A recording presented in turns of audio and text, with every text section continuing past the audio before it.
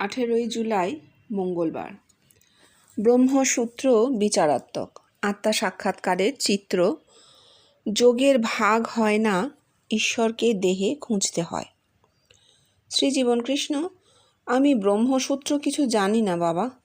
একবার বিষ্ণু ভট্টাচার্যের শেষ যৌবনের বন্ধু, তার বাড়িতে একখানা ব্রহ্মসূত্র বই দেখেছিলাম, তাই এখানে একটু ওখানে একটু দেখলাম।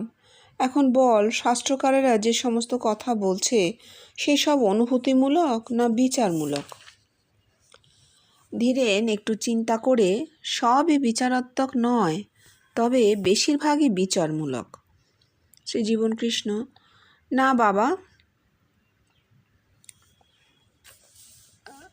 বাবা, সবটাই বিচারমূলক। না হলে বল, কোন ঋষির পরম জ্যোতি সাক্ষাৎকার হয়েছে? কোন ঋষিরই বা সেন রূপেণ অভিনিষ্পদ্যতে অবস্থা হয়েছে? তার প্রমাণ কোথায়? কিন্তু কি হয়েছে জানিস, এই যে আমার যৌগিক রূপের ব্যাখ্যা, এটা কিন্তু অনুভূতিমূলক। জগতে এই রকম অনুভূতিমূলক ব্যাখ্যা এই প্রথম আর এই শেষ, কারণ এরপর নিম্নাঙ্গের অনুভূতি আর কারোর হবে না। বস্তুতত্ত্বে ব্যষ্টির স্পেসিফিক ভগবান দর্শনও আর কারোর হবে না। ঠাকুর ভগবান দর্শনে বলে নিন। এইটুকু বলে নিন। এই যে উনি বলছেন না যে ঋষিদের এই যে এত কথা, এগুলো অনুভূতিমূলক নয়, বিচারমূলক। একটা জিনিস তাহলে আমাদেরকেও ভাবতে হবে যে ঋষিরা কি করে এই সমস্ত সিদ্ধান্তে উপনীত হয়েছিলেন। বিচার করে হলেও যে ঋষি লিখছেন যে এবং এস সম্প্রসাদ স্মাৎ শরীরাত সমুত্থায় পরম জ্যোতির উপসম্পদ্য সেন রূপেণ অভিনিষ্পদ্যতে, এটা যিনি লিখছেন, শুধু বিচার করে তিনি কি এই সিদ্ধান্তে উপনীত হতে পারেন? মানে বিচারের পেছনে যদি কোনো স্ট্রং হোল্ড না থাকে, তাহলে তিনি এতটা একেবারে 100% সঠিক, তো এই এতটা সঠিক অবস্থায় তিনি পৌঁছচ্ছেন কি করে যদি পুরোটাই বিচার হয়? বিচারে কিন্তু একটু আধটু ত্রুটি থাকেই। আমরা এগুলো সায়েন্সের ক্ষেত্রে দেখতে পাই। বিজ্ঞানের বেশিরভাগ ক্ষেত্রে বিচারমূলক সিদ্ধান্তই হয় যেখানে, সেখানে একটা পার্সেন্টেজ ধরে দেওয়া থাকে যে এই এতটুকু পার্সেন্ট রেজাল্ট ডিফার করতে পারে, প্লাস মাইনাস হতে পারে, বলা হয়। তারা অঙ্ক কষে করে এটা বলে। কিন্তু ঋষিদের সময় আমরা এরকম কোনো প্রমাণ পাচ্ছি না, বা কোনো আমাদের কাছে এমন কোনো তথ্য নেই যে তারা অঙ্ক কষে কষে এরকম সিদ্ধান্তে উপনীত হয়েছেন। আবার বিশেষ করে বিজ্ঞান বাইরের সিদ্ধান্ত বলে, ঋষিরা কিন্তু ভেতরের কথা বলছেন। ঠিক আছে, এই যে ভেতরের কথাটা, এইটা একটা খুব অন্তর্জগতের কথাটা কিন্তু অনেক বড় কথা হচ্ছে। এটা ওইভাবে কাটিয়ে দিলে হবে না। অন্তর্জগতের কথাটা অনেক বড় কথা হচ্ছে। সেখানে শুধু বিচার করে অঙ্ক কষে এই জায়গায় তো ঋষিরা পৌঁছতে পারেন না। অন্তত এতদিন পরে এটা আমাদের স্থির প্রত্যয় যে অবশ্যই তাদের অনুভূতি হয়েছিল। তার প্রমাণ হচ্ছে এখানে জীবন কৃষ্ণের কথাটা এইভাবে নোট করা হয়েছে। অন্য ক্ষেত্রে জীবন কৃষ্ণ বলছেন বেদ বেদান্ত হচ্ছে যুগ যুগ ধরে ঋষিদের বা মানুষের সঞ্চিত অনুভূতির ভান্ডার, যা তারা শ্লোক করে করে রেখে গেছে। শ্লোক তো আর কিছুই না, তখন মানুষ ওই ভাষাতে কথা বলতো, সেইটাকে শ্লোক বলে। গদ্য ভাষার উদ্ভব হয়েছে অনেক পরে। প্রথম ভাষা খানিকটা কবিতাময়ই ছিল, কাব্যিক ভাষাই ছিল, এবং ছোট ছোট বাক্যে তৈরি হতো। তাহলে এই যে শ্লোক করে রাখা, যাকে এখন আমাদের ভীষণ অসুবিধা হয়, বাবার কি শক্ত কি কঠিন, আসলে সংস্কৃততেও এগুলোকে ট্রান্সফর্ম করা হয়েছে পরে। এগুলো সবই আর্য ভাষা। 8000 বছর আগে সংস্কৃত ছিল না, আর্য ভাষা। বলা হচ্ছে আর্য ভাষা, মানে একটা ভাষা ছিল, এই মানে আমাদের ভারতবর্ষীয় ভাষা। তো সেই ভাষা থেকে সংস্কৃতে আস্তে আস্তে রূপান্তর ঘটে। কিন্তু কোন রকম অনুভূতি ছাড়া এত একেবারে 100 ভাগ ঠিক ঋষি লিখছেন কি করে? যে ঋষি লিখেছেন তার লেখার প্রায় 8,000 বছর বাদে একজন মানুষের দেহে ভগবান দর্শন হচ্ছে, তিনি বলছেন এই এই, কেউ এসে বলবে এই এই, একজন অজানা মানুষ এসে বলবেন এই এই, তবে জানবি ঠিক। তারও পরে আরেকজন মানুষ এসে বলছেন হ্যাঁ জানিস স্পেসিফিক ভগবান দর্শন কাকে বলে আমি তোদের বলতে পারি। এইভাবে সমস্ত প্রাণ শক্তি সংকলিত হয়ে সহস্রারে পৌঁছয় এবং সেখানে ভগবানকে দেখতে পাওয়া যায়। সচ্চিদানন্দ গুরু নিজে দেখিয়ে দেন, যাতে ভুল না হয় তাই 2বার বলেন এই ভগবান দর্শন। অর্থাৎ এই পরম জ্যোতির উপসম্পদ অবধি তিনি বলে দিচ্ছেন। তাহলে ওই কথাগুলো না থাকলে তো আজকে এটাও যে ভগবান দর্শনের প্রমাণ আমরা নিতাম কি করে? ওটার উপর দাঁড়িয়ে আজকের ভগবান দর্শন প্রমাণিত হচ্ছে। তাহলে ওটার কোনো ভিত্তি নেই, ওই শ্লোকের কোনো ভিত্তি নেই, তা তো হতে পারে না। সেটাও কিছুর ওপর দাঁড়িয়ে আছে, কোনো কিছু ভিত্তিহীন হতে পারে না, এটা আমার মনে হয়। এইবার যেটা উনি বলছেন স্পেসিফিক ভগবান দর্শন আর কারোর হবে না, হ্যাঁ সেটা আমরা নিজেরাও বুঝেছি। কারণ এই কোটি কোটি লোকের প্রবাহ, জনপ্রবাহ, তার মধ্যে একটি মাত্র মানুষের ভগবান দর্শন হচ্ছে যখন, তখন ভগবান দর্শন ধর্মের ক্ষেত্রে বা মানুষের ধর্মের ক্ষেত্রে, মানুষের তো একটা ধর্ম আছে, মানুষের জীবনটাই তার ধর্ম, যে প্রাণ তাকে ধারণ করে আছে ধর্ম। এই মানুষের ধর্মের ক্ষেত্রে ভগবান দর্শনের কোনো সেরকম গুরুত্ব তাহলে নেই। কারণ এই কোটি কোটি কোটি কোটি মানুষের প্রবাহ, জনপ্রবাহ চলবে, তার মধ্যে একজন দুজনের কি হলো সেটা ধর্ম বলা যাবে না। ধর্ম সর্বজনীন, প্রত্যেকটা মানুষের যা হবে তাই ধর্ম, তাহলে এটা ধর্ম নয়। হ্যাঁ, তাই জন্য উনি বলছেন এটা আর হবে না। এইবার উনি অনুভূতিমূলক দর্শনের ফারাক বলছেন। বলো, মানে ঠাকুর তো প্রতীকে বলেছেন, উনি অনুভূতিতে বলছেন। ঠাকুর ভগবান দর্শনের একটা ক্রাইটেরিয়ন দিচ্ছেন, কিন্তু অনুভূতিমূলক দর্শনে ফারাক কি শুনবি? ভগবান দর্শনের সময় কুণ্ডলিনী এলো কি গেল তার কোনো হদিশই থাকে না, শুধু জ্যোতি আর জ্যোতি। তার মধ্যে আমি দেখছি ঠাকুর এই রকম করে আঙুল বাড়িয়ে দক্ষিণ হস্তের তর্জনীটি প্রসারিত করে দেখাচ্ছেন আর বলছেন এই ভগবান দর্শন। ঠাকুর সেই জ্যোতির মধ্যে, আমিও সেখানে।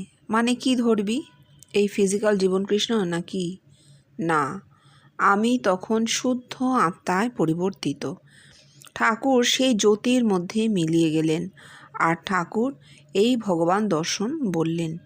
দেখছি সেই জ্যোতির মধ্যেও আরও একটা খুব পাওয়ারফুল জ্যোতি, একটা খুব সূক্ষ্ম ব্লুইশ লাইট দিয়ে ঘেরা, কতকটা বুড়ো আঙুলের মতন। এই ভগবান দর্শনের কথা গীতাকার বলতে পারেনি, আর যা বলেছে সেটা উপনিষদ থেকে নিয়েছে। বেদাহমে তং পুরুষং মহন্তম আদিত্যবর্ণম তমস পরস্তাৎ। আর আমি দেখছি মূলাধার থেকে একটা জ্যোতি সরাত করে উঠে ষষ্ঠ ভূমিতে, আর তারপর সেখান হয়ে সহস্রারে উঠেই কণ্ঠ পর্যন্ত দপ করে জ্বলে উঠল। আমার বলতে যতটুকু সময় লাগলো তার সিকি সময়ও লাগে না, পলকের মধ্যে হয়ে যায়। ধর্ম যোগের ওপর প্রতিষ্ঠিত, আনুমানিক নয়, কল্পনারও নয়। যোগ বললেই তোরা যেন ওই শালাদের জ্ঞান যোগ, ভক্তিযোগ, কর্মযোগ ধরে নিস না। যারা এই ভাগ করে গেছে তারা মানুষের কল্যাণের পরিবর্তে অকল্যাণই করে গেছে। যোগ মানে রাজযোগ, যা দেহেতে আপনা হতে ফুটে ওঠে, চেষ্টার দ্বারা নয়। যমে বৈশ্য বৃণুতে তে ন লভ্য। আচ্ছা, তাহলে ভাগ ভাগ করে একটু বলতে হবে। প্রথম হচ্ছে ভগবান দর্শনের কথা উনি বলছেন, এত সুন্দর বলে দিয়েছেন যে আর কিছু বলার নাই। যে একটা খুব সূক্ষ্ম ব্লুইশ লাইট দিয়ে ঘেরা বুড়ো আঙুলের মতন পুঞ্জীভূত পাওয়ারফুল, একেবারে প্রচন্ড পাওয়ারফুল জ্যোতি। হুম আরো মানে জ্যোতির মধ্যেই রয়েছেন তিনি, এমনকি ঠাকুরও জ্যোতির্ময়। ঠাকুরকে যে দেখছেন ঠাকুরও জ্যোতির্ময়। আচ্ছা, ঠাকুর সচ্চিদানন্দ গুরু তিনি এলেন কোত্থেকে? সহস্রারে। তাকে দেখছেন কেন? তিনি এলেন সহস্রারে নির্গুণ থেকে নামছেন। সচ্চিদানন্দ গুরুও ভগবান। নির্গুণ থেকে নেমে ভগবান দর্শন করিয়ে জ্যোতির মধ্যে মিলিয়ে গেলেন, ভগবানে মিলিয়ে গেলেন, জানিয়ে দিলেন আমিও ভগবান, এবং যিনি দেখছেন তিনিও ভগবান। তাহলে এক হয়ে যাচ্ছে, তিনে এক। এই হচ্ছে ভগবান দর্শন। একদম বস্তুতত্ত্বে দেখেছেন, সেইটা বললেন। ঠাকুর এত কেটে বলে দেননি। জীবন কিশোর কেটে কেন বলে দিলেন? যাতে দ্বিতীয়বার আর কেউ না বলতে পারে এই আমার ভগবান দর্শন হলো, এরম হলো সেরম হলো বলে গল্প করতে যাতে না পারে, গল্পটা হবে না। এইবার যেটা বলছেন যে কর্মযোগের উপর প্রতিষ্ঠিত, আমি গীতার কথাটা পরে আসছি, কর্মযোগের উপর প্রতিষ্ঠিত, আনুমানিক নয়, কল্পনারও নয়। হ্যাঁ, ঠিকই। এইবার আমরা যদি ধরে নিই যে বেদ উপনিষদের ঋষিমুনিদের কোনো যোগ হয়নি, তাহলে তো আমাদের দিক থেকে ব্যাপারটা অত্যন্ত কি বলবো, বোকা বোকা শোনায়, বোকামি শোনায়। অবশ্যই অবশ্যই যোগ তাদের শরীরে। একটা কি জানো তো, মানুষের মধ্যে, মানুষ যে জন্মাচ্ছে, মানুষের দেহের মধ্যে যোগ কিন্তু জন্মগত, সহজাত। যোগটা সে নিয়েই জন্মায়। তার শরীর থাকবে, সেখানে যোগ থাকবে না, এটা হয় না। হ্যাঁ, সে নিজে বুঝতে পারছে পারছে না সেটা আলাদা কথা। বুঝতে পারলে খুব ভালো, বুঝতে পারলে প্রকাশটা আরো ব্যাপক হয়, আর বুঝতে না পারলে প্রকাশটা তত ব্যাপক হয় না। কিন্তু যে মানুষ, আমি তাকে ব্রহ্ম বলছি কেন? তার ব্রহ্মত্ব কোথায়? সেই যোগে তো, যোগে সে ব্রহ্ম। না হলে বাহ্য জগতে তো আর কেউ ব্রহ্ম হয়ে বসে নেই। সুতরাং ঋষিদের কোন রকম অনুভূতি ছিল না, এই কথাটা একদম ভুল কথা হচ্ছে। আমি এটা ভোলাদাকেই বলবো, উনি নোট করার সময় ওনার খুব উচিত ছিল নোটটা ঠিক করে করা। এইবার কি হয়েছে, ঋষিদের সময় যে দেহ মানুষের ছিল, যেখানে আপনা থেকে অনুভূতি প্রকাশ পেত, তাদের সময় তো এই বিভিন্ন রকমের পুজো আর্চা, প্রাতিষ্ঠানিক ধর্ম যাকে বলে, ধর্ম প্রতিষ্ঠানের তো উদয় হয়নি না, প্রাতিষ্ঠানিক ধর্ম ছিল না। এত জপ করতে হবে, তত ধ্যান করতে হবে, সব কিছু ছিল না। তারা নিজেদের মতন করে আত্মানুসন্ধান করতেন, বেশিটাই ধ্যানস্থ হয়ে যেতেন, ভেতরে ডুবে যেতেন, এবং সেইখানে তাদের দর্শন অনুভূতি হতো। সেগুলোই তারা লিখে রেখে গেছেন। পরে কি হলো, মানুষের দেহের যে শক্তি সেটা গেল খানিকটা নষ্ট হয়ে, এটা আমরা জানি। ঋষিদের যে শক্তি ছিল সেই শক্তি দেহের আমাদের নেই। নায়মাত্মা বলহীন লভ্য যিনি লিখেছেন, তিনি তো শরীরের কথাই লিখেছেন। দেহের এইরকম শক্তি থাকতে হবে যাতে এই এতখানি প্রাণ শক্তি ওপরে উঠতে পারে। সেই শক্তি, দেহের সেই শক্তি কি হলো, কমে গেল। কখন? যখন মানুষের ইন্দ্রিয়গুলো ভীষণ সক্রিয় হয়ে উঠলো। সমস্ত 14টা ইন্দ্রিয়, 4টি অন্তরিন্দ্রিয় এবং 10টি বহিরিন্দ্রিয়, এই 14টি ইন্দ্রিয় প্রচন্ড সক্রিয় হয়ে উঠলো দেহে। হয়তো এটার প্রয়োজন ছিল, জগতেরও তো প্রয়োজন থাকে, সেই প্রয়োজনে সক্রিয় হয়ে উঠলো, এই সভ্যতা টভ্যতা গড়ে উঠলো, অমুক সুখ হলো। কিন্তু মানুষের দেহ গেল খানিকটা দুর্বল হয়ে। তো দুর্বল দেহে তো সহস্রার পর্যন্ত তার গতি হবে না, সে বড় জোর ষষ্ঠ ভূমি পর্যন্ত পৌঁছতে পারে। এবং তখন মানুষ এই প্রতিষ্ঠানের সৃষ্টি করলো, কারণ আর হচ্ছে না, এমনি এমনি কারোর আর ওই রকম ফট করে অনুভূতি হচ্ছে না। তখন প্রতিষ্ঠানের সৃষ্টি হলো, এবং মানুষ ওই জপ ধ্যান বিভিন্ন পন্থায় ঈশ্বরের আরাধনা, ঈশ্বর যে সে নিজে এসে ভুলে গেছে। সে ভুলে গেছে যে তার মধ্যেই ঈশ্বর সত্তা, তার জীব সত্তাটা আসলে মিথ্যে, ওটা মায়া, আজ আছে কাল নেই। তার ঈশ্বর সত্তাটাই সঠিক, এবং সেটা সবার ক্ষেত্রেই এক, এটা সে ভুলে গেছে। তাই যদি সে কি করছে, ঈশ্বরকে যেন বাইরে রেখে সে জানতে চাইছে। এবং ওই শ্বেতাশ্বতরের একটা গীতা, যেটা গীতাকার বলতে পারি যা বলেছে সেটা উপনিষদ থেকে নিয়েছে, ওই মেতাহমেতম পুরুষং মহান্তম আদিত্য বর্ণং তমস পরস্ত। মানে আমি জেনেছি সেই আদিত্য বর্ণ পুরুষকে, আমি জেনেছি যিনি আমার ভেতরে তমসকে ফট করে আর কি অন্ধকারকে দূর করে দিয়েছে, এক ঝলকে সমস্ত অন্ধকার দূর হয়ে গেছে। আমি তাকে দেখেছি। এই একটা কথা গীতাকার লিখেছেন। এবার গীতাকার কি করেছিলেন? গীতাকার কিন্তু খুব বিদ্বান ব্যক্তি ছিলেন। তিনি ওই বেদ উপনিষদ খুবই পড়েছিলেন। তিনি যখন এগুলো লিখছেন, বেদব্যাস কি করেছিলেন? বেদকে ভাগ করেছিলেন। ব্যাস মানে ভাগ করা, বেদকে ভাগ করেছিলেন। তাহলে বোঝাই যাচ্ছে যে তাঁর কতটা মানে কন্ট্রোল ছিল এই শাস্ত্রের ওপর। তিনি সেইখান থেকে একটা সার তৈরি করেছিলেন। গীতা হচ্ছে সর্বশাস্ত্র সার। কিন্তু আমরা দেখছি যে গীতা থেকে আমরা খালি দ্বৈতবাদের কথাই পাচ্ছি, অদ্বৈতের কথা তেমন গীতাতে নেই। তার কারণই হচ্ছে তাই যে মানুষের দেহ নষ্ট হয়ে গেছে, সে আর ওই অদ্বৈতবাদ বা বিশুদ্ধ অদ্বৈতবাদে প্রতিষ্ঠিত হতে পারছে না। তার জন্য তার ইন্দ্রিয় যখন আবার নিষ্ক্রিয় হতে থাকবে, কিছুটা দুর্বল হতে থাকবে, আবার সে অন্তর্মুখ হবে, আবার ভেতর থেকে জাগবে। হ্যাঁ, এই ভেতর থেকে জাগাটাই রাজযোগ। আপনা থেকে ভেতর থেকে সক্রিয় হবে, সেটাই রাজযোগ। বাইরে তাকে কিছুই করতে হবে না। বাইরে করলেই মন্ত্রযোগ, ভক্তিযোগ, কর্মযোগ, জ্ঞানযোগ সব হবে। হ্যাঁ, তারপর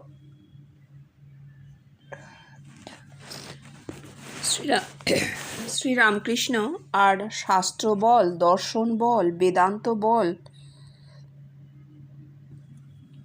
কিছুতেই তিনি নাই, শ্রী জীবনকৃষ্ণ। তবে কোথায় তিনি আছেন? কেন তিনি এই নেগেটিভ অ্যাসপেক্ট দিচ্ছেন? কেন বলছেন না দেহেতে ভগবান আর কোথাও নাই? ধীরেনবাবুকে উদ্দেশ্য করে তখন পড়ছিলি না, ঠাকুর বলছেন ঈশ্বরকে খুঁজতে হয়। কেন তিনি বললেন না ঈশ্বরকে দেহেতে খুঁজতে হয়? আর খুঁজতে হয় কথাটাই ভুল। প্রমাণ? আমায় যারা না দেখে অন্তরে দেখেছে, আমার কথা না শুনে, আমায় চাক্ষুষ না দেখে দূর দূরান্ত থেকেও যারা আমায় তাদের দেহেতে দেখেছে, তারা কি আমায় খুঁজেছিল? যাক, আমাদের পয়েন্টেড ইস্যু তা নয়। এইটাই। হ্যাঁ, এই যে ঠাকুর বলেছেন শাস্ত্র বলো, দর্শন বলো, বেদান্ত বলো, কিছুতেই তিনি নাই। এখানে উনিও একটা আলোচনা করছেন যে ঠাকুর শুধু নেগেটিভ দিক কেন বলছেন, কেন দেহেতে ভগবান আর কোথাও নেই এটা বলছেন না কেন? আচ্ছা, ঠাকুর যে একেবারে এই কথাগুলো বলেননি তা নয়, বলেছেন। যেমন ওর কথাও আমরা দেখছি এই সংকলনগুলো যে রয়েছে ছড়িয়ে ছড়িয়ে গেছে, তাই না? মানে এমন ভাবে এক একটা কথাকে উপস্থাপন করা হয়েছে, ঠিক তার বিপরীতার্থক কোনো কথা কিন্তু অন্য জায়গায় বলা হয়ে গেছে। তাহলে এটা নিয়েও যখন আলোচনা হবে, কেউ বলতে পারে এই তো উনিও তো নেতিবাচক বলছেন, সেই জায়গাটা ধরে আবার দেখা গেল অন্য কোথাও তিনি যথেষ্ট ইতিবাচক কথা বলে দিয়েছেন। তাহলে ব্যাপারগুলো খুব গোলমেলে হয়ে যায়। এই জন্য না আমার মনে হয়েছিল একটা সমস্ত কথার সংকলন একটা জায়গায় থাক। একদিনে উনি কোথায় কোথায় কি কি বলেছেন সব এক জায়গায় থাক, এটা খুব দরকার ছিল। তা না হলে বড় বেশি মিসলিডিং হচ্ছে। এই যে ঠাকুর কি কোথাও বলেননি যে দেহেতে ভগবান, তোমার মধ্যে ভগবান, কথা বলেননি? বলেছেন তো, বহুবার বলেছেন। তুমি জানো আর না জানো, তুমি রাম, তুমি তুমি, বারবার বলছেন। আবার বলছেন কখনো যে হনুমানের কথা বলতে গিয়ে বলছেন কখনো দেখি তুমি আর আমি, আমি আর তুমি, আবার কখন আমি তোমার দাস, তুমি আমার প্রভু, আমি তোমার ভক্ত, তুমি ভগবান, সব বলছেন, বলছেন। আবার কখনো দেখি তুমি আমি, আমি তুমি, বলছেন তো। আর ঠাকুরের সব সারাক্ষণের সমস্ত কথাই দেহ নিয়ে হয়েছে, দেহের বাইরে কিছু হয়নি। সুতরাং এইটা খানিকটা আমার মনে হয় এই ধরনের আলোচনাগুলো চলাকালে বলে দিতে হবে যে ঠাকুরের এই কথার মানেই তো তাই, যে আর শাস্ত্র বলো, দর্শন বলো, বেদান্ত বলো, কিছুতেই তিনি নাই। না, পাঁজি টিপলে এক ফোঁটা জল পর তাও পড়ে না। তাহলে আছেটা কোথায়? যখন ঠাকুর বলছেন দেখতে পাবে সচ্চিদ, যদি স্বপ্নে আমাকে দেখো জানবে সে সচ্চিদানন্দ, এ তো বলে দিচ্ছেন। ঠাকুর বলে দিচ্ছেন তুমি কোথায় দেখতে পাবে। কারোর কোনো অনুভূতি হলেই ঠাকুর কি আনন্দ পাচ্ছেন, কেন? ঠাকুর বুঝতে পারছেন যে দেহেতে দর্শন হচ্ছে। দেহেতে যে দর্শন হয় সেটা তো ঠাকুর বলে দিয়েছেন। এইবার জীবন কৃষ্ণ আরো অনেক পরে এলেন, তাহলে কি হচ্ছে? বিবর্তন এগিয়ে চলেছে, বিবর্তনেরই তেজ, তার আপন তেজে সে প্রকাশ হয়। সেই তেজে দেখা গেল বহু বহু মানুষের মধ্যে জীবন কৃষ্ণের রূপ ফুটে উঠেছে। তারা এসে বলছে, তারা তো খোঁজেনি। খোঁজার কথা ঠাকুরও বলেননি, খোঁজার কথা সেই কবির কবে বলে গেছিলেন, খোঁজেঙ্গে তো মিলেঙ্গে পলভর কি তালাশ মে। ঠাকুরও বলেননি কোথাও খোঁজার কথা, উল্টে বারবার বলেছেন, বিজয় তুমি হাজার চেষ্টা করো, তাঁর কৃপা ব্যতীত কিচ্ছু হবে না। 1000 বছরের অন্ধকার ঘর এক্ষণে আলো হয়ে যায়, অনেকবার বলে গেছেন। সুতরাং আমরা এখানটা ঠাকুরকে একটু জায়গা দেব যে না, এরকম নয়। হ্যাঁ,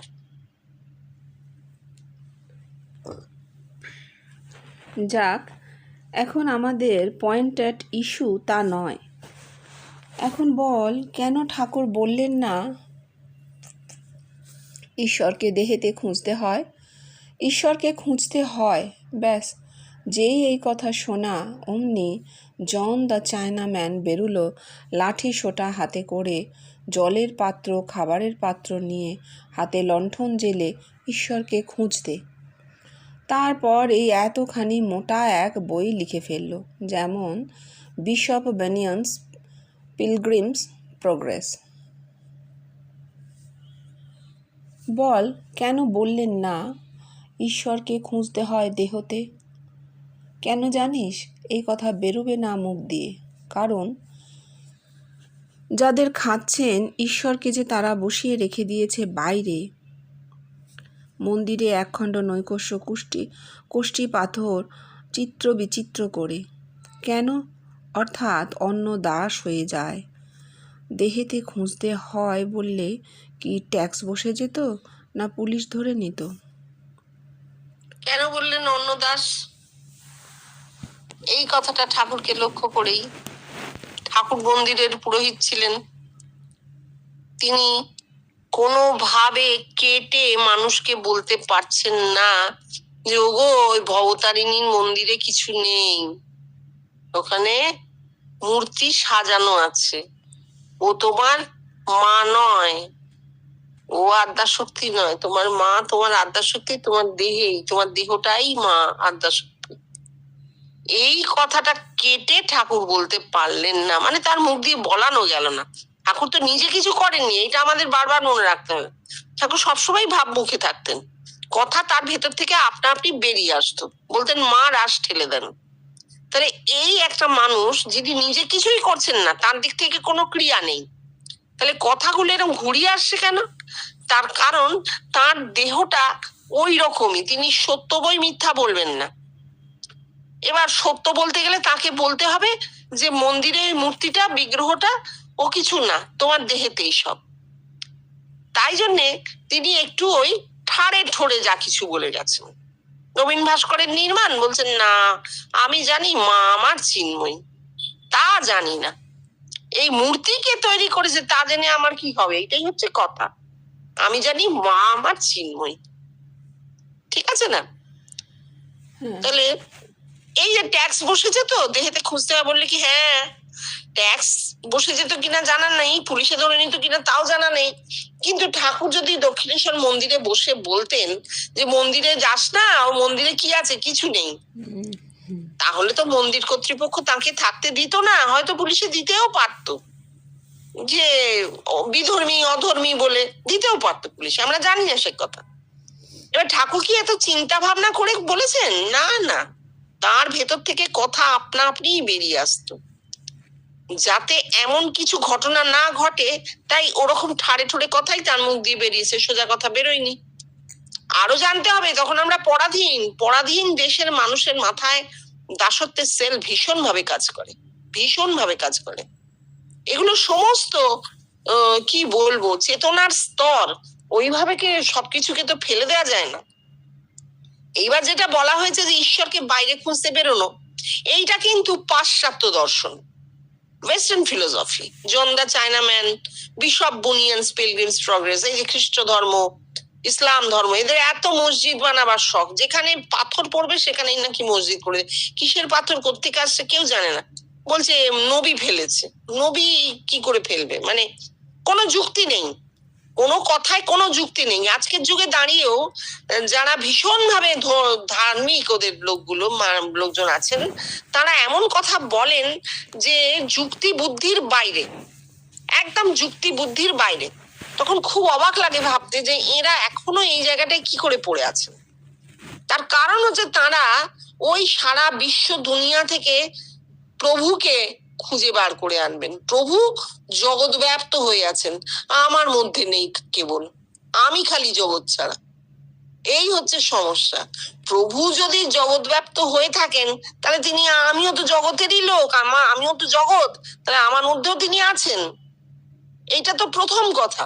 এবং তাকে আমায় ধরে পাকড়ে কোত্থেকে আনতে হবে? কোথাও যেতে হবে না তো। আমার মধ্যে যদি তিনি থাকেন, আর তার যদি শক্তি আমার থেকে অনেক বেশি হয়ে থাকে, যেটা দ্বৈতবাদে, তিনি আপনা আপনি সেটা আমাকে জানাবেন। ছেলে মাকে কোলে নেয় না মা ছেলেকে কোলে নেয়, তাই না? তিনি আমাকে কোলে নেবেন, আমি কি তাকে কোলে নেব? এই যে ধ্যান ধারণা এদের, যে বাইরে জগতে সৃষ্টিকর্তা আছেন, তাকে আমাদের খুঁজতে হবে, এইখান থেকে যত বিভ্রাটের শুরু। এক তো সৃষ্টিকর্তার থেকে আমি আলাদা হয়ে গেলাম, ওরা একদম বিশ্বাস করে না স্রষ্টা আর তার সৃষ্টি এক, এটা ওরা বিশ্বাস করে না। এটাকে প্রচন্ড অপরাধ বলে গণ্য করে ভাবাটাকে। মানে নিজেদের কতটা হীন করতে হয় না, আমি নিজেকে কতটা হীন করব যে আমি ভাববো যে যে ভগবান সৃষ্টি করেছেন তিনি আর আমি এক হতে পারি না। আরে আমি তো তার সত্তা। ঠাকুর বলছেন না যে পিতার সত্তা পুত্রতে অর্ষায়, পিতার সত্তা পুত্রতে অর্ষায়। যার সত্তায় আমার জন্ম, অবশ্যই তার ঘরে আমার অধিকার। ত্রৈলোক্যের মার জমিদারি ছিল, ত্রৈলোক্য মাঝপথে লুট করে নিল, নেবেই তো, নেবেই তো। মায়ের সম্পত্তিতে আমার অধিকার, বাপের সম্পত্তিতে আমার 100 ভাগ অধিকার। তাহলে এইটা ভুল কথা হচ্ছে। এই ভুলগুলো তো আর কেউ ভাঙাবার জায়গায় নেই। এখন যে আকার বাইরে ধারণ করেছে জিনিসটা, সেটা যতদিনে, এই বিবর্তনে যতদিনে যায় যাবে, যেখানে নিয়ে যায় নিয়ে যাবে, আমাদের কিছু করার নেই।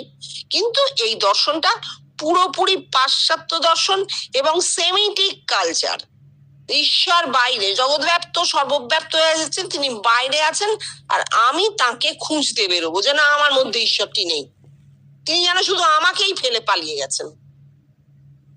হ্যাঁ, এইটা হচ্ছে একটা খুব মুশকিলের কথা। ধীরেন তাকে পেলে না হয় জিজ্ঞাসা করতাম। শ্রীজীবন কৃষ্ণ, ও কথা বললে তো চলবে না বাবা, আমরা যেটা পাচ্ছি সেইটুকুই ধরব। দেখ, তুই এক কাজ কর, কিছুদিন ল ক্লাসে ভর্তি হ। আইন কল্পনা নয় বাবা, যেটা পেয়েছি সেটাই ধরেই বিচার। তার এদিক ওদিক চলবে না।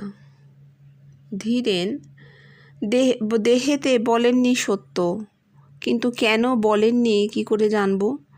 তবে আমাদের নিজেদের এইসব দেখে মনে হয় তিনি এ শিক্ষা কাকেও দিতেন না। শ্রীজীবন কৃষ্ণ, এই শিক্ষা না দেওয়ায় কি অর্ধ সত্য হয়ে যাচ্ছে না? এ তো আচার্যের কাজ নয়। বেদে দেখছি ঋষি বলছেন তত্ত্বমসি। বেদের এই ডাইরেক্ট শিক্ষাই শিক্ষা।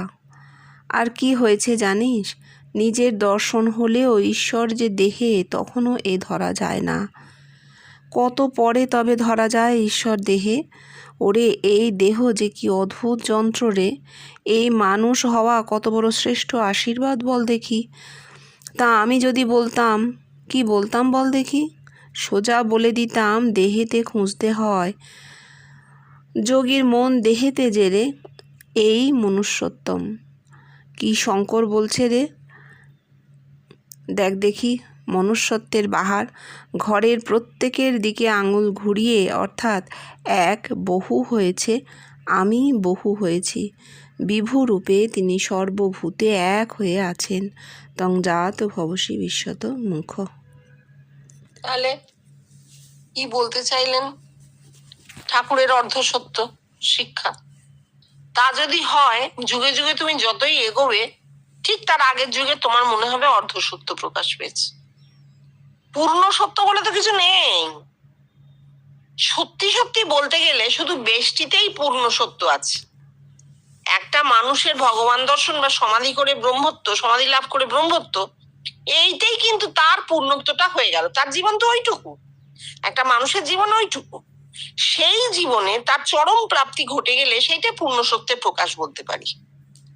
কিন্তু জগৎ ব্যাপীতে পূর্ণ সত্যের প্রকাশ তো বলা যাবে না, সেটা তো একটা ডাইনামিক ট্রুথ। ট্রুথ তো স্ট্যাটিক নয়, কারণ জনপ্রবাহ, জনসমুদ্র, জনপ্রবাহ। মানুষ জন্মাচ্ছে, চলে যাচ্ছে, আবার জন্মাচ্ছে, সর্বক্ষণ চলছে এইটা, নিঃশ্বাস প্রশ্বাসের মতন। তাহলে এখানে তুমি পরম সত্য বলে কাকে বলবে? বলা তো যাবে না। আজকে যেটাকে আমি পরম সত্য বলছি, 20 বছর বাদে অন্য কোনো লোক এসে বলবে না ও অর্ধ সত্য ছিল, তারও পরে আছে, তাই না? তারও পরে আছে। ঠাকুর নিজেও বলছেন যে তারে বাড়া আছে।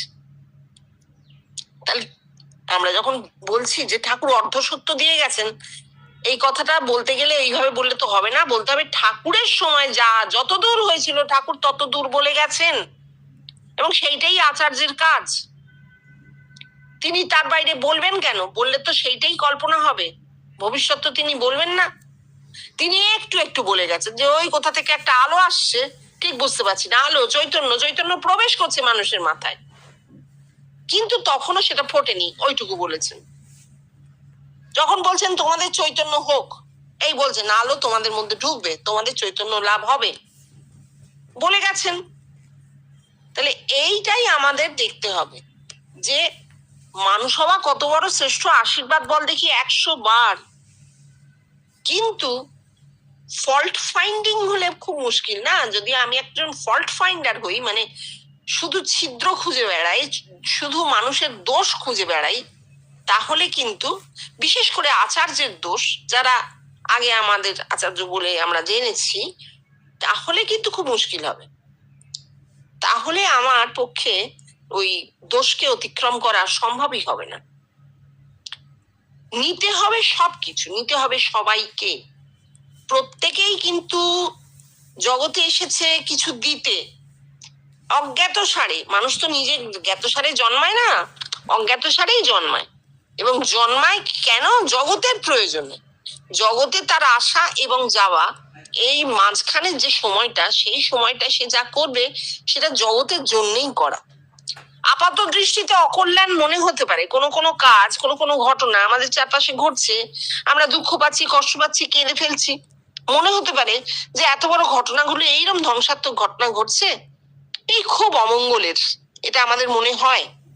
কিন্তু যেটা জানা নেই সেটা হচ্ছে মঙ্গল অমঙ্গল বলে জগৎ ব্যাপীতে কিন্তু কিচ্ছু নেই, আছে শুধু ঘটনা প্রবাহ, আছে শুধু ঘটনা প্রবাহ, শুধু ঘটে যাচ্ছে। প্রকৃতিতে মঙ্গল অমঙ্গল বলে কিছু হয় না, সবটাই কিন্তু বেষ্টি। আমার ব্যক্তিগত স্তরে কোনটা আমার জন্য মঙ্গল সেইটা, কোনটা আমার জন্য অমঙ্গল সেইটা আমরা ধরি। এবার আমি থেকে পরিবার, একটা গোষ্ঠী, একটা সমাজ, এইটুকু। সমগ্র জগৎ তুলনায় ইনফিনিটি, অসীমের জন্য এসব কথা খাটে না, অসীমের ক্ষেত্রে এসব কথা একদম খাটে না। যখন উনি বলছেন তং জাত ভবশী বিশ্বত মুখ, একজন মানুষকে বলছেন তো, নিজের ক্ষেত্রে বলেছেন, আবার জগতের প্রত্যেকটা মানুষকেই বলছেন, একটা মানুষকেই বলছেন যে তুমি এই জগতের প্রত্যেকটি মুখ, বিশ্বের প্রতিটি মুখ তুমি। ঋষিরা কোন ব্রহ্মকে আরাধনা করেছিলেন আমাদের জানা নেই, আমার যেন মনে হয় ঋষিরা তাদের অন্তঃস্থ ব্রহ্মসত্তার কথাই বলে গেছেন, বারবার বলে গেছেন। হ্যাঁ, এতদিন বাদে আমরা প্রমাণ সহ পাচ্ছি, মাঝখানে প্রমাণ ছিল কি ছিল না জানা নেই, থাকলে তো কিছু তো থাকতো তার, সেটা নেই। কিন্তু বেদান্ত পড়লে আমার কখনো মনে হয় না যে তারা অনুভূতির বাইরে থেকে কথাগুলো লিখেছেন বা লিখতে পেরেছেন। ব্রেন পাওয়ারটা এলো কোত্থেকে যদি অনুভূতি না হয়ে থাকে?